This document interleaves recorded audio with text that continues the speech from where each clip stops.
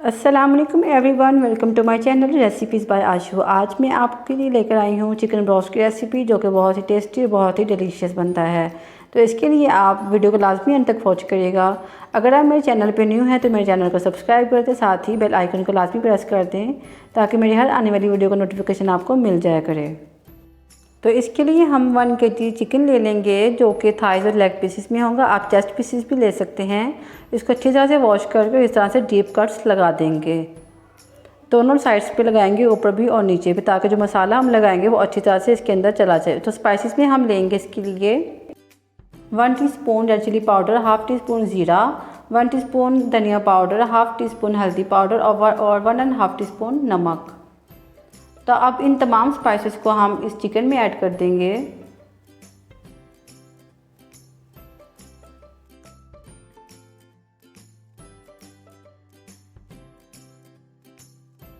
Spices add करने के बाद इसमें ऐड कर देंगे 1 टेबलस्पून जिंजर गार्लिक पेस्ट,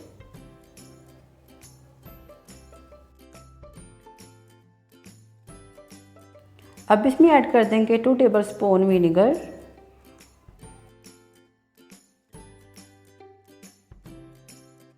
और साथ ही ऐड कर देंगे 2 टेबलस्पून सोया सॉस। साथ ही इसमें चला जाएगा 2 टेबलस्पून चिली सॉस। ये चिली सॉस और सोया सॉस से ब्रोस्ट का बहुत ही ज़बरदस्त, बहुत हाई टेस्ट आता है।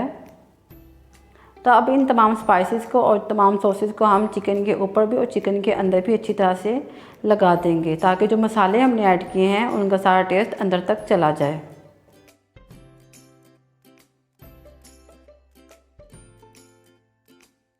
तो चिकन को अच्छी तरह से मैरिनेट करने के बाद हम इसमें ऐड कर देंगे 1/2 कप ऑफ मिल्क। मिल्क से ये बहुत ही जूसी और बहुत ही सॉफ्ट बनते हैं ब्रोस्ट, वरना ये होता है कि ब्रोस्ट अंदर से कच्चा रह जाता है या फिर बहुत हार्ड हो जाता है। तो इससे बहुत ही अच्छा फ्लेवर आता है और बहुत ही सॉफ्ट बन जाता है। तो इसको अच्छी तरह से मैरिनेट करने के बाद हम इसको लिड से कवर करके रख देंगे फ्रिज में।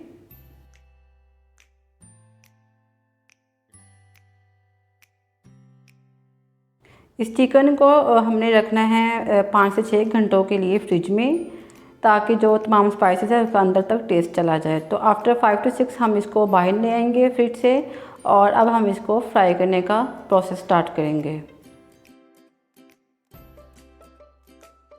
तो इसके लिए हम 2 कप मैदा ले लेंगे, उसको अच्छी तरह से छान लेंगे और साथ ही हम इसमें ऐड कर देंगे 1 टीस्पून चिली फ्लेक्स और ऐड कर देंगे 1 टीस्पून सॉल्ट और इसको अच्छी तरह से मिक्स कर लेंगे।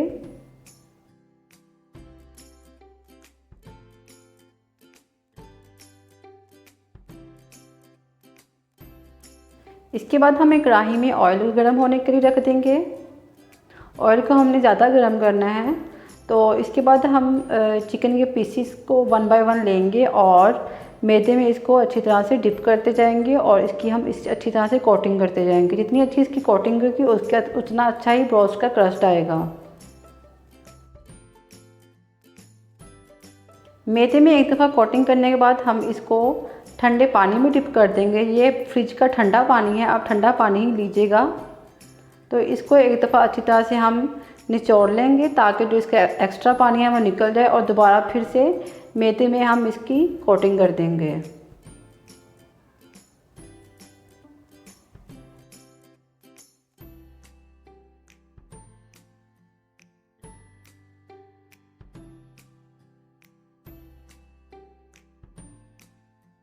और चिकन की इस पीस को अच्छी तरह से कोटिंग करने के बाद हम इसको ऐड कर देंगे प्री हीट ऑयल में, जो अच्छा खासा हॉट हो चुका है।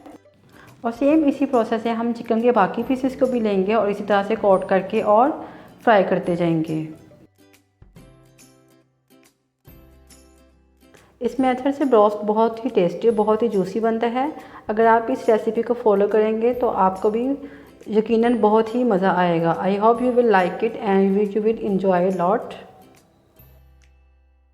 इसी तरह से हम दूसरे चिकन के पीसेस को भी ऐड करते जाएंगे और फ्राई करते जाएंगे। आफ्टर 7 to 8 मिनट्स हम इनके साइड्स चेंज कर देंगे।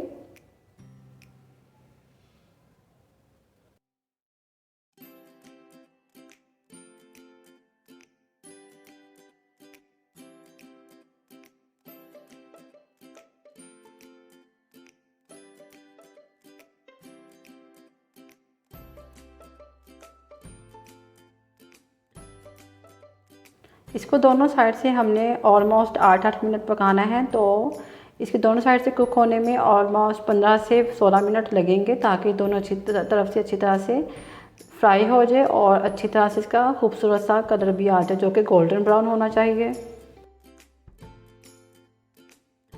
जब ये अच्छे से फ्राई हो जाएंगे, इनका खूबसूरत सा कलर भी आ जाएगा, तो हम इनको बाहर निकाल लेंगे।